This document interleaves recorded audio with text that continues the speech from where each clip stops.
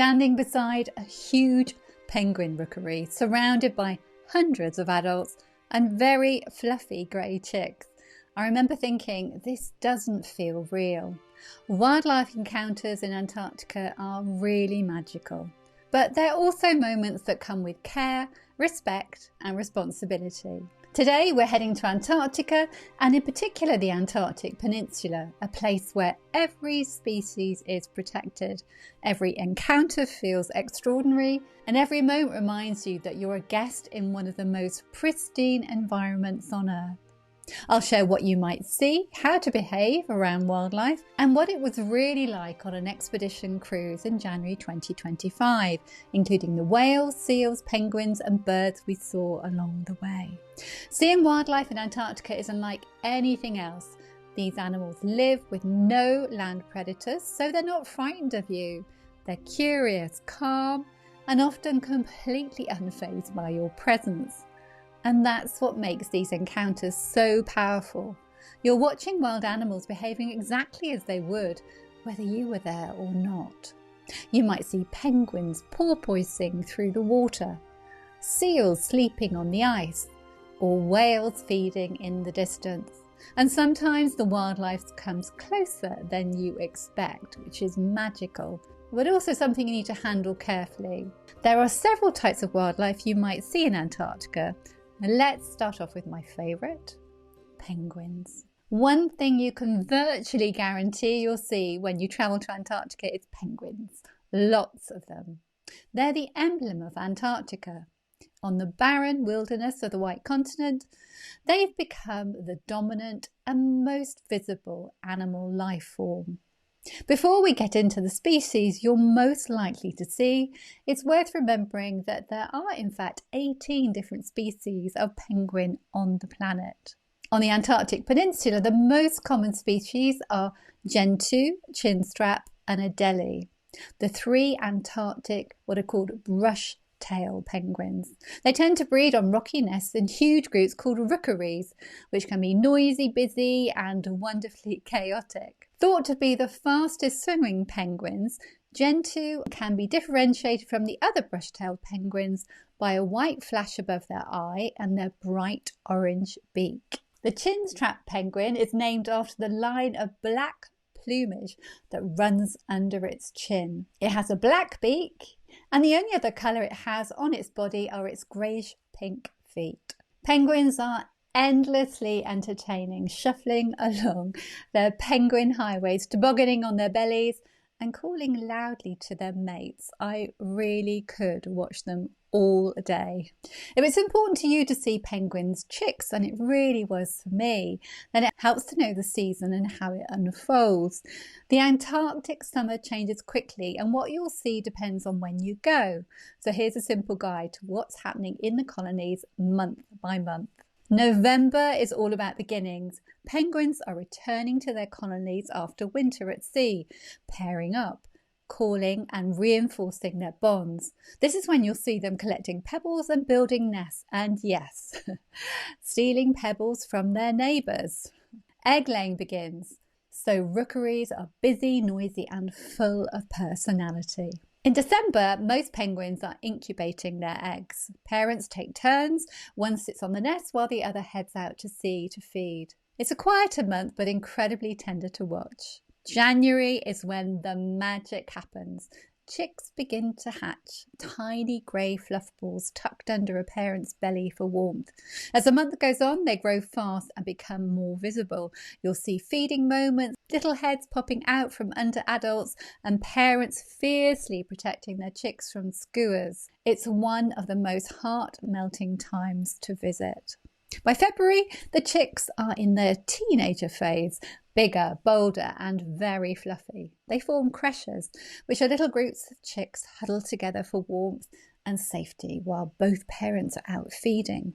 When a parent returns, the whole group erupts into chaos as the chicks chase them for food. Some chicks start molting into their waterproof juvenile feathers. It's a busy and very entertaining time. March is the end of the season. Most chicks have fledged or are very close, and both adults and juveniles go through their annual molt. They look scruffy and patchy, and they can't go to sea until their new feathers are fully waterproof. Colonies begin to thin out as penguins head back to the ocean for the winter.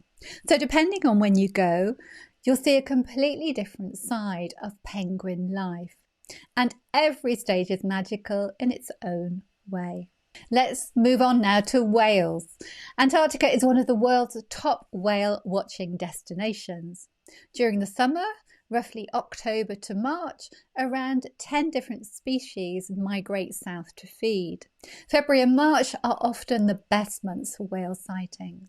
On my own voyage, there were sightings of 40 humpback whales, 3 minke whales and 25 orca, also known as killer whales, a small type B group. Some were feeding, some travelling, and some simply resting at the surface. Humpbacks are the showstoppers with their breaching and their distinctive tails. Minkies are more elusive, and when they appear, they're sleek and fast. And orcas, well, seeing orcas in Antarctica is something you'll never forget. Moving on to seals, there are 6 species of seals in the Southern Ocean: Antarctic fur seals, southern elephant seals, crab-eater seals, Weddell, leopard and Ross seals. On my trip there were sightings of 19 Weddell seals, 14 crab-eater, 7 leopard, 2 Antarctic fur and 2 southern elephant seals.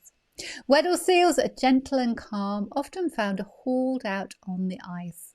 Crab-eater seals, despite the name, mostly eat krill. Leopard seals are apex predators, sleek, powerful and perfectly adapted to life in the Southern Ocean. An apex predator is a species that is at the top of the food chain with no natural predators of its own in that particular ecosystem. And very sadly, leopard seals do sometimes prey on penguins.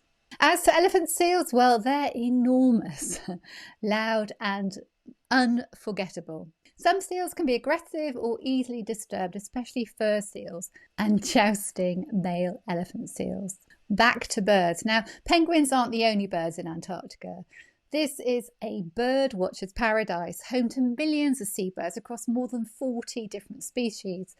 From our ship, there were sightings of kelp gulls, imperial cormorants, blue petrels, southern fulmars, Antarctic terns, south polar skuas, sooty shearwaters, Wilson's storm petrels, snowy sheathbills, black-browed albatrosses, and several more species. There are several guidelines in place in Antarctica to keep both you and the animals safe. First of all, keep your distance. You must stay at least 5 meters or 15 feet from wildlife. Secondly, if wildlife approaches you, and this does happen, especially with curious penguins, then what you should do is actually move away slowly if it's safe to do so. Walk quietly, make no sudden movements, and always give the animal the right of way. Thirdly, something to bear in mind when the animals are molting. Molting penguins are particularly sensitive. They're replacing all of their feathers, as I mentioned, so it's best to give them some extra space. Staying with penguins and the rookeries, which I mentioned earlier. So when you come across a rookery, always stay outside the edge of the rookery. Disturbing a nesting area can have real consequences for chicks. Now on to seals. So some seals can be more aggressive than others. So it's recommended that you keep 15 meters away from fur seals and around 25 meters away from jousting elephant seals. Something to also bear in mind is that there is currently a high risk of avian influenza in Antarctica, and it could have devastating consequences for wildlife. So the entire Antarctic community, scientists, expedition teams and visitors, are all working together to prevent the spread of the virus between sites and regions. To help protect the animals, visitors are asked not to sit, kneel, squat, lie on the ground or put anything down on the ground. So that's a glimpse into what wildlife encounters in Antarctica are really like. Magical, humbling, unpredictable, and always on the animals' terms. In the next episode, we'll take a look at an expedition cruise gear guide. Until next time.